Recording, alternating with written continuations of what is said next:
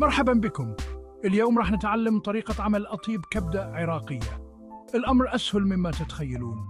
أولاً نحضر كبدة طازجة ونغسلها جيداً. بعدها نقطعها إلى شرائح رفيعة.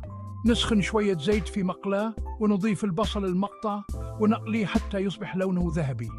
حان وقت إضافة الكبدة. نقليها لبضع دقائق حتى يتغير لونها. نرش الملح والكمون وشوية ثوم بودرة. نمزج المكونات جيداً ونتركها على النار لمدة 5 إلى 7 دقائق. عندكم طماطم؟ نقطعها مكعبات ونضيفها إلى المقلاة. نحرك كل المكونات مع بعض ونترك النكهات تداخل. قاربنا نخلص. بس نضيف لمسة أخيرة من البقدونس المفروم الطازج للون والنكهة. نقلبها بسرعة وصرنا جاهزين للتقديم. وهكذا طبق كبدة عراقي بسيط ولذيذ راح يعجبكم أكيد. صحتين وعافية.